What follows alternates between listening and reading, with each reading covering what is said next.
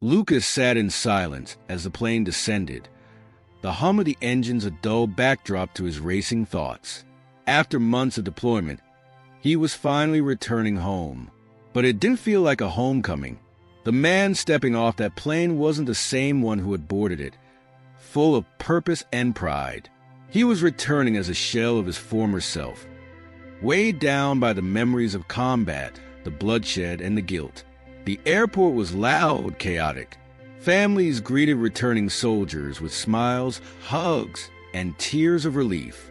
Lucas scanned the crowd and spotted Clara, standing awkwardly by the exit. Her face lit up when she saw him, but her smile faded the moment their eyes met. She rushed forward, wrapping her arms around him, but he remained stiff, unsure how to respond. "I'm so glad you're home," Clara whispered into his chest, squeezing him tightly. He nodded, his gaze distant. The drive back to their small apartment was quiet. Clara kept glancing at him, searching for something to say, but words felt meaningless. She had been preparing for this moment for months, thinking about what she would say, how she would help him adjust. But now that he was here, she realized she had no idea who he had become. Once inside, Lucas dropped his bag by the door and headed straight for the shower. The water ran cold, but he didn't care. He stood there, staring blankly at the tiles, replaying moments from the war like a broken record. The faces of the men he couldn't save haunted him the most. And then there was Gabriel, his closest friend, left behind in the chaos of battle. The memory of that day was a weight Lucas could never lift. When he finally emerged from the bathroom, Clara was waiting at the dinner table, a plate of food sitting untouched in front of her. "I made your favorite," she said softly, gesturing to the dish. "I'm not hungry," Lucas muttered, brushing past her and sinking into the couch. He grabbed the remote and turned on the TV, drowning out the silence with the noise of a sports channel. Clara's hopeful expression faltered. She stood there for a moment, unsure what to do, then sat across from him, watching him closely. "Do you want to talk about it?" she asked cautiously, her voice almost a whisper. Lucas didn't respond. His eyes remained glued to the screen, though he wasn't really watching. He couldn't bear to talk about it, about Gabriel, about the men he had left behind. The images replayed in his head over and over. Weeks passed like this. Lucas, physically present but emotionally absent, spent his days on the couch or pacing around the apartment. Clara tried to engage him, but each time she reached out, he retreated further. At night, he barely slept, haunted by nightmares that left him drenched in sweat. Clara would wake up to find him sitting by the window, staring into the darkness, lost in thoughts he wouldn't share. The distance between them grew, a silent wall of unspoken pain and frustration. Clara, once patient and understanding, began to lose hope. One evening, after yet another failed attempt to connect with him, she finally broke. "Lucas, you can't keep doing this," she said, her voice trembling with emotion. "I've been trying to help you, but you won't let me in. I don't know how to reach you anymore." Lucas said nothing, his eyes avoiding hers. "Do you even care?" she continued, her frustration boiling over. "Because if you don't, then what are we doing here? I can't just sit here and watch you fade away." Still no response. Clara's eyes filled with tears as she stared at him, searching for any sign of the man she used to know. But all she saw was a stranger, locked away behind a wall she couldn't break through. "I can't do this alone," she whispered, her voice cracking. "You need help, Lucas. Real help." He finally looked at her, his face expressionless, but behind his eyes, something stirred. "I don't need help," he muttered, standing up and walking away. But the truth was, he wasn't sure he believed that anymore. As Clara watched him disappear into the bedroom, she realized that something had to change. Lucas wasn't just lost. He was sinking, and if she didn't act soon, they both would drown. Clara had reached her breaking point. After weeks of watching Lucas withdraw further into himself, she knew waiting for him to change on his own was no longer an option. He needed help, even if he refused to admit it. One evening, while Lucas was out for a walk, a rare occurrence, Clara sat down at the kitchen table, her laptop open in front of her. She typed veteran support programs into the search bar and hit enter. Dozens of options appeared, but one in particular caught her eye. A local program specifically designed for veterans dealing with PTSD, using Judo as part of their therapy.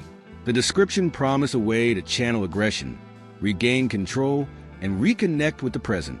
Clara knew Lucas had never been into martial arts, but something about this felt right.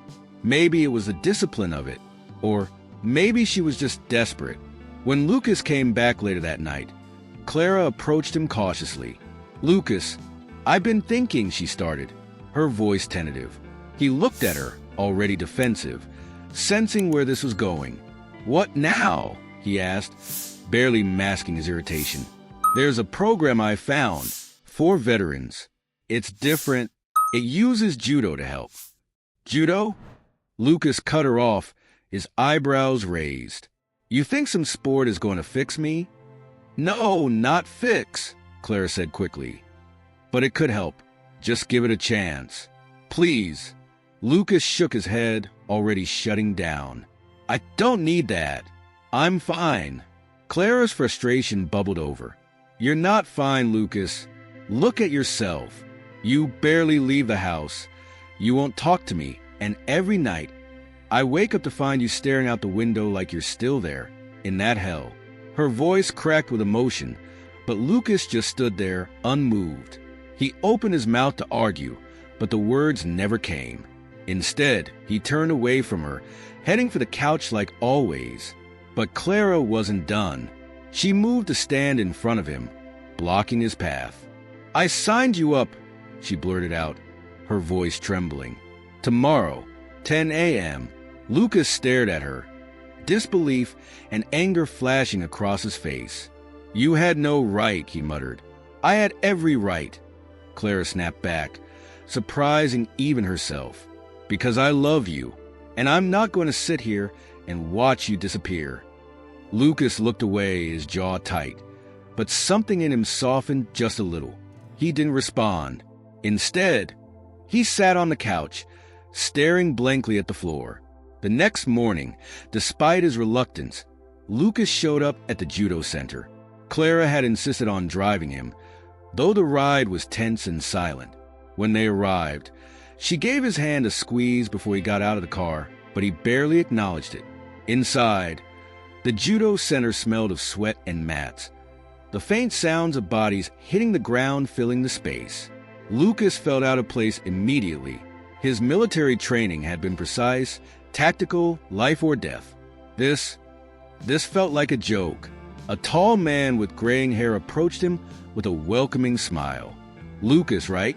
I'm Ricardo. Heard you're joining us today." Lucas gave a curt nod, keeping his distance. Ricardo was a former soldier too, as Clara had told him the night before. He'd been in combat zones, had seen the same horrors, and yet here he was, looking at peace. It didn't make sense. "Look, I'm not sure what your wife told you," Ricardo began. "But this isn't about becoming some judo expert or winning medals. This is about control, about using what's inside to help you get through the day. You've been in situations where control was taken from you. We're here to help you take it back." Lucas scoffed quietly, but Ricardo didn't seem bothered. "Give it a try," he said simply. "If it's not for you, no one's forcing you to stay." Reluctantly, Lucas stepped onto the mat. The class began with basic movements, and Lucas watched, arms crossed, as others practiced throws and falls. He felt ridiculous. The idea that this could help him seemed absurd. Then Ricardo called him over. "I want you to try something. Just one move." Lucas hesitated but stepped forward. Ricardo demonstrated a simple throw, guiding Lucas through the motions. "Let go," Ricardo told him as he completed the move.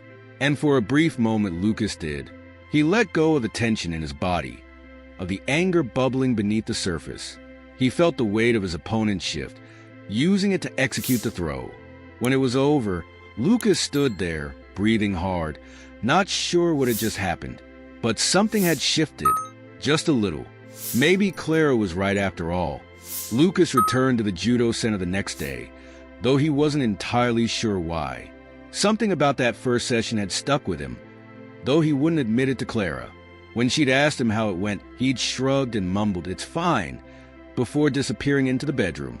Now, standing on the mat again, he watched as the others began their warm-up routines. They all seemed so at ease, laughing, talking, moving fluidly through the drills. Lucas, on the other hand, felt like an outsider. His movements were stiff, his mind still far away, in a place where laughter didn't exist and every motion was calculated for survival. Ricardo greeted him with a nod but didn't push for conversation. Instead, he handed Lucas a GI, the traditional white judo uniform. "Get changed," he said, pointing to the locker room. "We'll start in 10. Lucas took the GI, feeling awkward in it as he tied the belt around his waist. When he stepped back onto the mat, the soft feel of it under his feet was unfamiliar, almost disarming. In the military, every surface was hard, cold, something to brace against.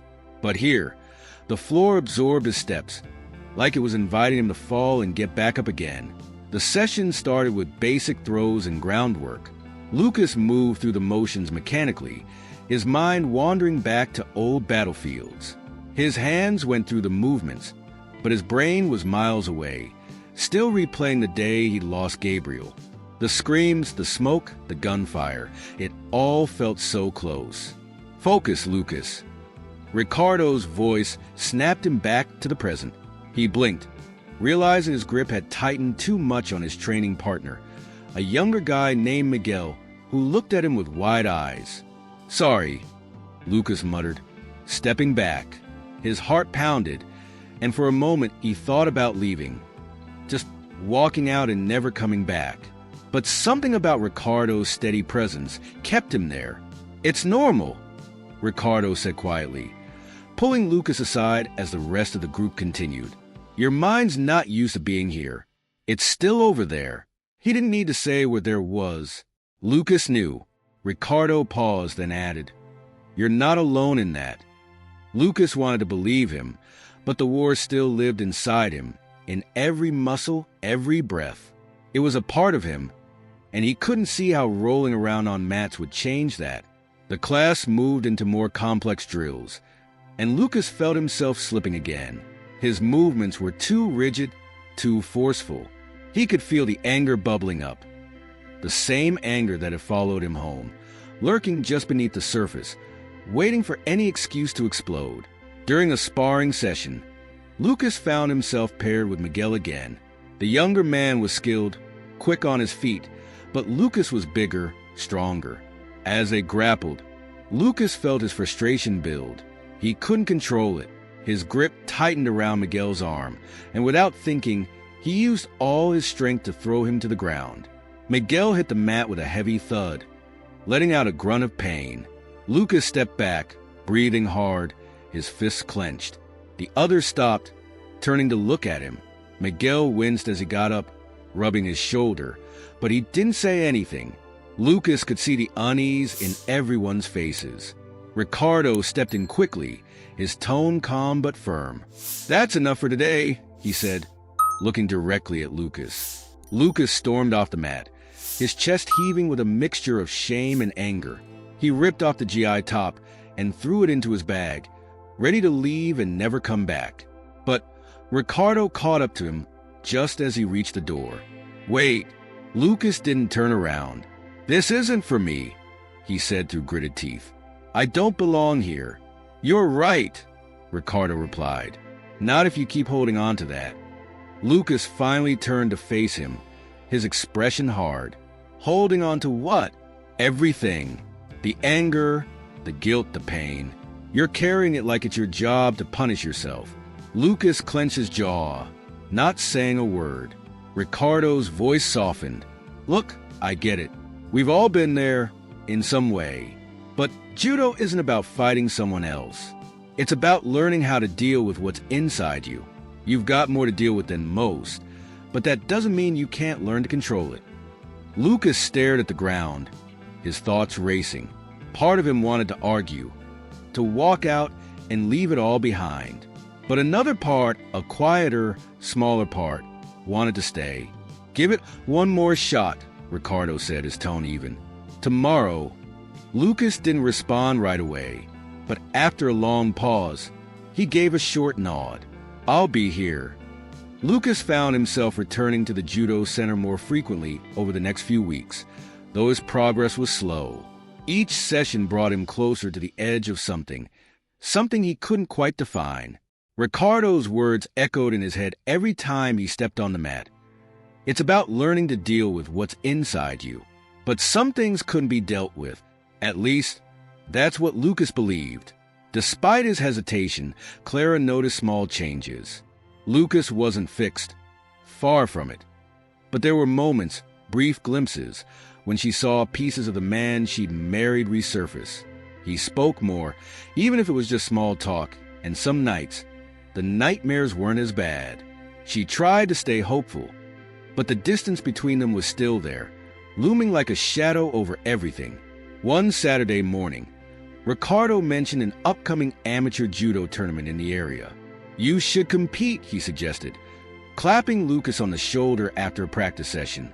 Lucas frowned. "I'm not ready for that." "You'd be surprised," Ricardo said with a smile. "Sometimes, competition pushes you to see what you're really made of. Plus, it's a chance to test all the hard work you've been putting in." Lucas wasn't convinced, but something in Ricardo's tone made him consider it. It wasn't about winning or losing, Ricardo had said. It was about pushing through, testing your limits. So, when the day of the tournament arrived, Lucas found himself standing in the gym, surrounded by competitors and spectators. The air was thick with the sound of footsteps on mats, the slap of bodies hitting the ground, and the low murmur of the crowd. He felt out of place, like he didn't belong among the other fighters. But there he was, wearing his GI, heart pounding, ready to give it a shot. His matches went well. He wasn't the best, but he wasn't the worst either. Lucas felt something shift inside him each time he faced an opponent. A strange sense of focus and control. For the first time in a long time, his mind wasn't replaying the war. He was here, in the moment, just fighting. After his third match, Lucas stood off to the side, catching his breath, when he noticed a figure in the crowd. His blood ran cold. It couldn't be, but it was. Standing among the spectators was Gabriel, alive, staring directly at him. Lucas felt the world tilt for a second. His heart hammered in his chest, and his mind raced back to that day in the desert. Gabriel had been lost in the chaos of battle, assumed dead, left behind. Lucas had carried the guilt of that moment for so long. The image of Gabriel's body seared into his memory. And yet, here he was, alive and watching. Lucas barely registered the next match being called. His mind was spinning, disoriented by the shock of seeing his old friend, no, his old ghost. The man who represented every ounce of guilt and failure he had tried to escape. Gabriel approached him slowly, his expression unreadable. He looked different, thinner, harder around the edges, his eyes cold. "Lucas," Gabriel said, his voice low but sharp. "It's been a while." Lucas swallowed hard, unable to find the words. The sound of the tournament faded around them, the world narrowing to just the two of them. Gabriel's presence felt like a slap to the face, pulling Lucas back to a place he had tried so hard to forget. "You're alive," Lucas finally managed to say, his voice rough. It was a statement, not a question. Gabriel's mouth twitched into something resembling a smile, but there was no warmth in it. "Yeah, I made it, but I bet you thought I didn't." Lucas felt the accusation in those words, sharp and heavy. He had thought Gabriel was dead. In the chaos of the battlefield, he had assumed the worst and left. He had blamed himself every day since, convinced that if he had been just a little faster, just a little stronger, maybe things would have been different. "Why didn't you?" Lucas started, but Gabriel cut him off. Why didn't I find you sooner? Reach out? Maybe because I spent a good amount of time being tortured in a cell while you got to come home. Gabriel spat, his words laced with bitterness. Maybe because I had to fight my way back, piece by piece, while you left me for dead. Lucas flinched, the weight of Gabriel's words hitting him like a punch to the gut. He had imagined this moment 1,000 times in his nightmares, but nothing could have prepared him for the reality of it. I didn't know, Lucas said, his voice barely above a whisper. I thought you were gone. Gabriel's eyes hardened. Yeah, well, I wasn't, and now I'm here. So what do we do about it? Lucas stood there, speechless. The guilt that had eaten away at him for so long felt crushing now, unbearable. Seeing Gabriel alive was like a mirror held up to all his failures, all the things he couldn't fix. Gabriel's stare didn't waver. You left me, Lucas, and now you're going to have to live with that. And with that, Gabriel turned and walked away, disappearing into the crowd, leaving Lucas standing there, his heart pounding, his world unraveling all over again. The shock of seeing Gabriel alive hadn't worn off. Lucas spent the following days in a fog, his mind consumed by the confrontation. Gabriel's words replayed in his head on an endless loop. You left me. You're going to have to live with that. The guilt that had lingered since the war now felt suffocating, heavier than ever. Lucas had spent months convincing himself that what happened to Gabriel was beyond his control, but hearing it from Gabriel's own mouth, hearing the anger and betrayal, was too much. The cracks that had barely started to heal split wide open, and Lucas felt himself sinking. He stopped going to the Judo center. The small progress he'd made over the last few weeks vanished as quickly as it had come. Each morning, Claire would ask if he was heading to practice, but Lucas would just shake his head, offering no explanation. She could see it in his eyes. The distance, the storm brewing beneath the surface. He was slipping back into the darkness. One night, Clara found him sitting at the kitchen table with a bottle of whiskey in front of him, half empty. It was the first time in months she'd seen him drink. Her heart sank as she watched him take another slow sip, his eyes vacant. Lucas, she said softly, trying to hide the fear in her voice. What are you doing? He didn't look at her. What does it look like? Clara's stomach tightened. She could feel the distance between them widening again, like they were standing on opposite sides of a canyon. She took a deep breath, steadying herself before speaking. You need to stop this. Talk to me. What happened? Lucas finally looked up, his expression hard. Gabriel's alive. Clara blinked, confused. Gabriel? From the war. Lucas nodded, then laughed bitterly. Yeah, he's alive. Turns out I didn't save him, though. I left him. He spent God knows how long being tortured while I came back here and got to pretend like it was all over. Clara's eyes widened, and she took a step closer. Wait, you saw him? You talked to him. At the tournament, Lucas said, his voice thick with emotion. He blames me, and he's right. Clara's heart broke for him, but she didn't know what to say. She had no idea Gabriel was still alive. She hadn't realized how deep Lucas's guilt ran, how much it had shaped the man he'd become. She reached for him, but Lucas pulled away, his face twisted with frustration. I thought Judo was supposed to help, Lucas muttered, his words slurring slightly from the alcohol. But it's all just bullshit. None of it matters. I'm still the same broken mess. Lucas, that's not true, Clara said firmly, sitting down across from him. You've been getting better. I've seen it. You just need to keep going. Keep going, Lucas interrupted, his voice rising. You think this is something I can just keep going through? I left him, Clara. He was my brother, and I left him to die. What kind of person does that? Clara bit her lip, fighting back tears. She didn't know how to fix this, didn't know how to reach him. You didn't know, she said softly. You thought. I thought wrong, Lucas shouted, slamming his fist on the table. The sound echoed in the quiet apartment, and Clara flinched. I thought wrong, and now he's here, reminded me that I failed him. Silence fell between them, thick and heavy. Clara could feel the hopelessness radiating from Lucas, the way he was drowning in it. She had seen him go to dark places before, but this felt different. This felt final. "I can't help you if you don't want to help yourself," Clara whispered, her voice trembling. "I love you, but I can't keep doing this alone. You need to figure out what you want, Lucas. You need to decide if you're going to keep drowning or if you're going to fight your way back." Lucas didn't respond. He stared at the bottle in front of him, his face unreadable. After a long moment, Clara stood up, her heart heavy. She walked to the bedroom, leaving Lucas alone with his thoughts, unsure if he would ever come back to her. As the door closed behind her, Lucas sat in the silence, the weight of everything pressing down on him. He didn't know if he had the strength to fight anymore. The guilt, the anger, the memories, they were too much. And maybe, just maybe, it was time to let them take him. Ricardo knew something was wrong the moment Lucas stopped showing up at the judo center. He had seen this kind of behavior before. Veterans making progress only to hit a wall. Something from their past knocking them back down. Ricardo had lived it himself. He knew the signs all too well. After days of silence from Lucas, Ricardo decided to check in. He called Lucas's phone, but it went straight to voicemail.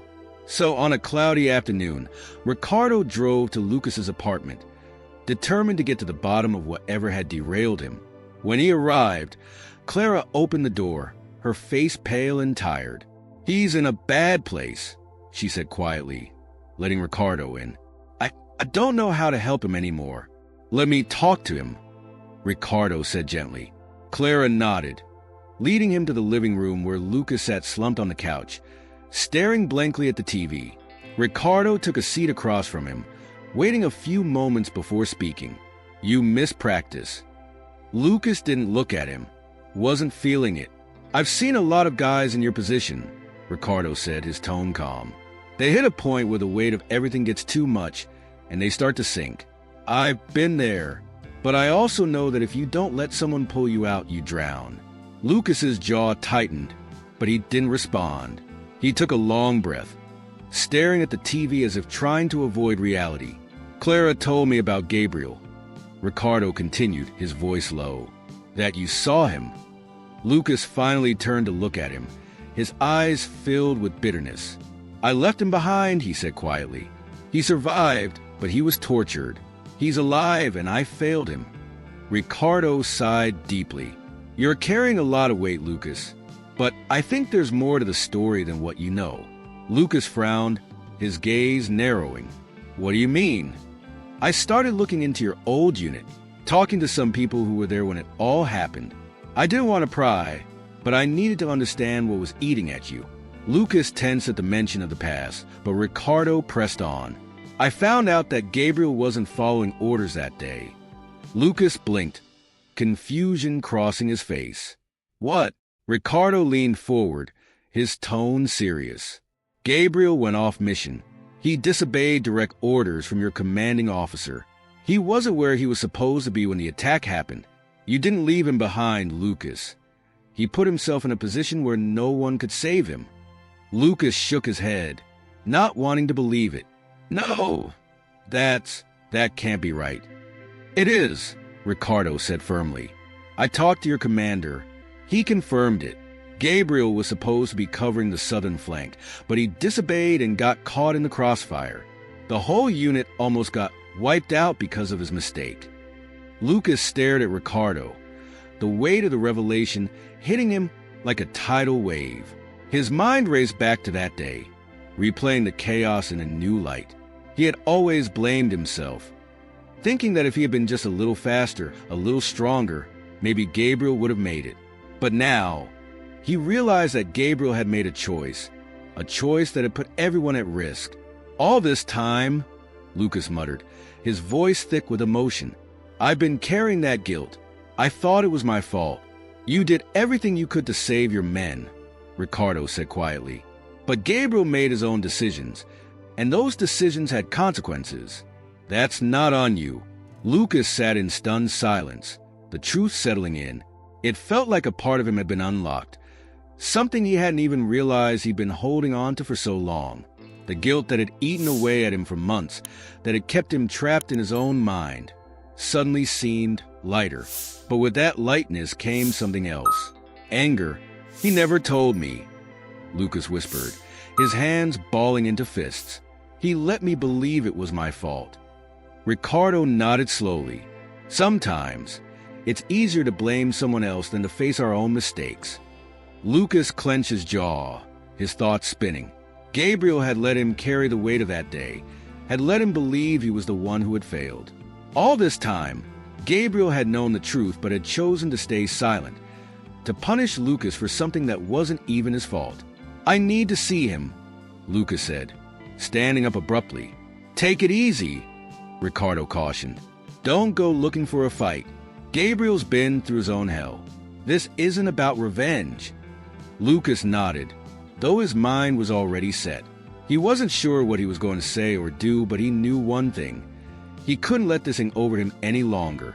It was time to confront Gabriel, not just for what happened that day, but for everything since. As he grabbed his jacket and headed for the door, Clara stood in the hallway, her eyes filled with concern. "Where are you going?" she asked, her voice hesitant. "I need to see Gabriel," Lucas replied, his tone determined. Clara hesitated, then nodded. "Just be careful." Lucas gave her a quick kiss on the cheek and left, his mind racing with the truth that had finally come to light. He didn't know what he was going to say to Gabriel, but one thing was clear. He wasn't the same man who had been drowning in guilt. Now, he had the truth on his side, and he was ready to face it. Lucas's mind was still spinning with the revelations as he made his way to the tournament venue, where Gabriel had been training. His pulse quickened with each step, a strange mix of anger and determination driving him forward. He had no idea what he was going to say to Gabriel, but he knew one thing. He wasn't leaving without confronting him. The gym was quiet when Lucas arrived, only a few athletes finishing their drills on the mats. He scanned the room until his eyes landed on Gabriel, sitting on a bench, wrapping his hands in preparation for a sparring session. Lucas took a deep breath, steeling himself before walking over. Gabriel looked up, his expression hardening the moment he saw Lucas approach. "Didn't think I'd see you again so soon," he muttered, continuing to wrap his hands without looking up. Lucas stood in front of him, his voice low but steady. "We need to talk." Gabriel let out a dry laugh. "About what? We already said everything we needed to, didn't we?" "No, we didn't," Lucas said, his fist clenched. "You've been letting me believe I failed you, that I left you behind. But it wasn't my fault. You disobeyed orders, Gabriel. You weren't where you were supposed to be." Gabriel's hands froze for a moment before he resumed wrapping them, his jaw tightening. "Who told you that?" "It doesn't matter who told me," Lucas shot back, his voice rising. "The truth is, you made a choice, and I've been carrying the weight of it ever since." Gabriel stood up, his face inches from Lucas's. "You think it's that simple? That knowing the truth is going to make everything better? I was the one who got captured, Lucas. I was the one who got tortured while you went home." Lucas's anger flared. "You've been punishing me for something that wasn't my fault. I thought you were dead. I spent months drowning in guilt, thinking I left you behind. But it wasn't my choice. It was yours." Gabriel's eyes narrowed, his face flushed with anger. "You think you're innocent in all this? You were supposed to be my brother. You should have found a way to save me." Lucas shook his head, frustration boiling over. "I did everything I could. I couldn't save you, Gabriel. No one could. But you made your choices, and it's time you own up to them." The tension between them was palpable. Both men standing inches apart, the air thick with unresolved pain and anger. For a moment, it seemed like Gabriel might throw a punch, but instead he stepped back, his expression unreadable. "You don't get it," Gabriel muttered, his voice low. "You don't know what it was like." "You're right," Lucas admitted, his voice steady now. "I don't know what you went through after the attack, but I know what it's like to live with the guilt of thinking you failed someone. And I'm not carrying that anymore." Gabriel stood there, breathing hard, his hands clenched into fists. The silence stretched between them, thick with unresolved tension. Finally, Gabriel exhaled, his shoulders slumping slightly. "I didn't want to believe it was my fault," he said quietly. "It was easier to blame you." Lucas took a step closer, his tone softening. "I get that, but we both need to stop running from what happened. It's killing us." For the first time since their confrontation, Gabriel's hardened expression cracked, revealing a flicker of vulnerability beneath. "Maybe you're right," he muttered, looking away. "But it's not that easy." "It never is," Lucas replied. "But you've got to start somewhere." The silence stretched again, but this time it wasn't filled with the same hostility. Both men stood there, breathing heavily, the weight of years of guilt and anger beginning to ease, if only just a little. Gabriel finally nodded, acknowledging Lucas's words, though he didn't say anything more. He just looked at Lucas, his eyes heavy with unspoken emotion. Without another word, Gabriel turned and walked toward the mat, where a few others were waiting for their sparring sessions to begin. Lucas stood there for a moment, feeling the tension in his body slowly release. He had come here expecting a fight, but instead, he had found a glimmer of something else. Maybe not forgiveness, but understanding. And that was a start. As Gabriel walked away, Ricardo's words echoed in Lucas's mind. This isn't about fighting someone else. It's about learning how to deal with what's inside you. Maybe he'd been right all along. Maybe this wasn't about Gabriel at all. It was about Lucas facing his own demons. The next day, Lucas arrived at the regional judo tournament feeling lighter than he had in months. Clara had been hesitant when he told her he was competing, but there had been a flicker of hope in her eyes too, a hope that maybe this time, things would be different. As he walked into the gym, the familiar sounds of bodies hitting the mats and the buzz of the crowd surrounded him. Lucas felt a strange sense of calm settle over him. This was his chance. Not to prove anything to anyone else, but to prove something to himself. The matches flew by in a blur of adrenaline and focus. Lucas wasn't the strongest fighter, but for once, it didn't matter. Each opponent he faced, he felt the same sense of control he had been searching for.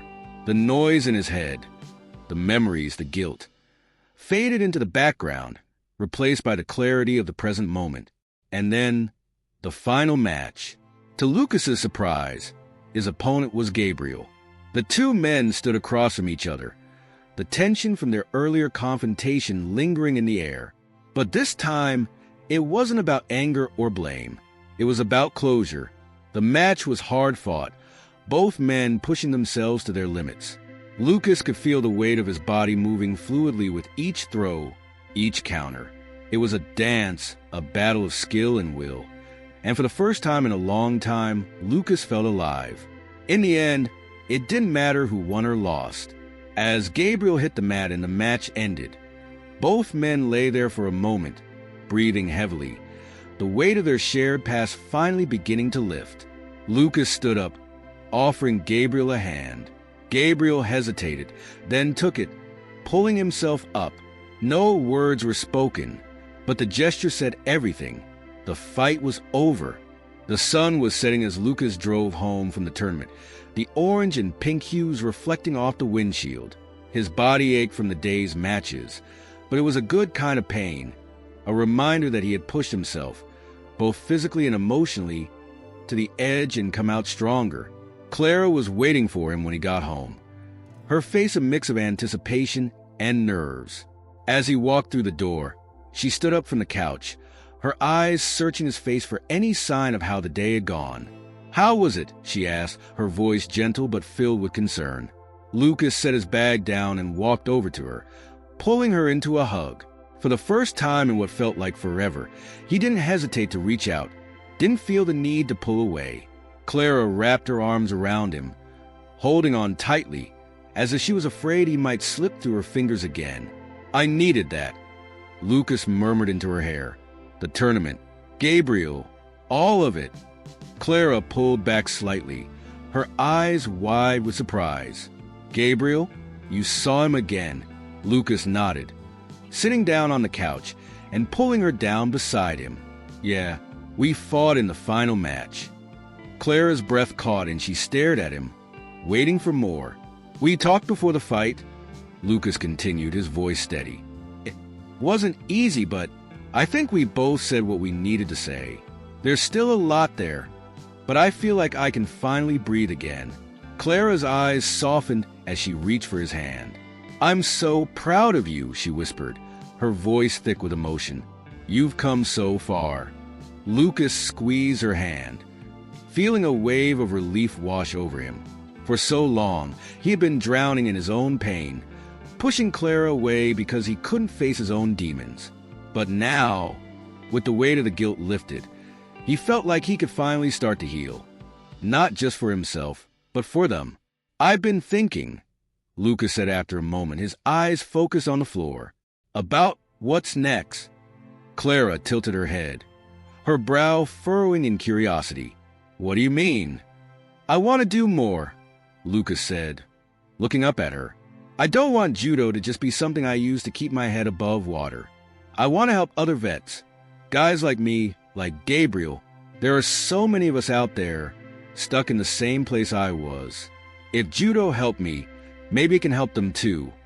Clara's eyes lit up with a mix of pride and hope. That's an amazing idea, Lucas. You'd be perfect for that. I'm going to talk to Ricardo, Lucas said, his voice gaining strength as he spoke. Maybe we can start something together, a program for veterans. Use judo as a way to help them deal with everything they're carrying. Clara smiled, her eyes bright with excitement. I think that's exactly what you need, and I know there are so many people out there who could benefit from it. For the first time in a long time, Lucas felt a sense of purpose, a clear path forward that wasn't clouded by the weight of the past. He had spent months running from his pain, but now he was ready to face it head-on, not just for himself, but for others too. A few weeks later, Lucas and Ricardo sat in a small office at the Judo Center. Papers and flyers spread out in front of them. They had spent hours planning, brainstorming, and organizing, and now the program was finally coming together. The first judo class for veterans was set to start in just a few days. This is going to change lives, Ricardo said, leaning back in his chair with a satisfied smile. Lucas nodded, feeling a swell of pride in his chest. I hope so. When the first class began, Lucas stood at the front of the room, looking out at the faces of the veterans who had signed up. Some were older, some younger, but they all had the same haunted look in their eyes that Lucas had once seen in himself. He took a deep breath, remembering what Ricardo had taught him. This isn't about becoming a great fighter, Lucas said, his voice steady as he addressed the group. It's about control, about finding a way to deal with what's inside you. Judo helped me get through some of the darkest times in my life, and I'm here to help you find your way too. The veterans listened quietly, some nodding, others staring at the floor. Lucas understood that look, the hesitation, the uncertainty. He had been there too, not that long ago. But now, as he stood in front of them, he knew he was exactly where he needed to be. This wasn't just about judo anymore. It was about healing, about redemption, about helping others find their way back from the darkness, just as he had. Several years had passed since that first judo class for veterans, and Lucas stood on the sidelines of a local tournament, watching as the athletes prepared for their matches. The gym was alive with energy, the sound of bodies hitting the mats, the hum of excitement in the air. It was a scene Lucas had come to know well, but today felt different. Today, one of his own was competing. Standing across the mat was Marcos, one of the first veterans who had joined the program Lucas and Ricardo had created. Marcos had been struggling when he first arrived, haunted by his own war experiences, just as Lucas had been. But over time, through the discipline and focus of judo, Marcos had found his way back, slowly piecing himself together. As Lucas watched Marcos prepare for his match, he couldn't help but feel a deep sense of pride. It wasn't just about the competition. It was about everything that had led to this moment. The battles Marcos had fought within himself, the progress he had made, the determination to keep going. Lucas saw pieces of his own journey reflected in every movement Marcos made. When the match began, Lucas felt his heart beat a little faster. Marcos moved with confidence, his body flowing naturally with the rhythm of the fight. Each throw, each counter was precise and controlled. Lucas knew that the real battle wasn't happening on the mat. It was happening inside Marcos, just as it had for Lucas all those years ago. And then, with one final throw, the match was over. Marcos stood victorious, his chest heaving, a smile breaking across his face. The crowd erupted in applause, but Lucas just stood there, watching in quiet satisfaction. Marcos had won more than a match today. He had reclaimed a part of himself. As Marcos stepped off the mat, Lucas walked over to him, clapping a hand on his shoulder. "You did it," he said with a proud grin. Marcos smiled back, wiping sweat from his forehead. "I couldn't have done it without you, man." Lucas shook his head. "You did this. You put in the work. I just gave you a little push." The two men stood there for a moment, the noise of the gym fading into the background. Lucas looked around, seeing other veterans from the program mingling with competitors, their faces lighter than when they first walked through the doors. This was what Lucas had fought for, not just for himself, but for all of them. The program had grown beyond anything he and Ricardo had imagined, helping countless veterans find their way back to themselves. And in doing so, Lucas had found his own redemption. As the tournament wound down, Lucas stood by the exit, watching as the athletes left. The sun was setting outside, casting a warm glow across the gym. He took a deep breath, feeling the weight of everything that had happened. The war, Gabriel the guilt, finally lift. For the first time in a long time, Lucas felt at peace.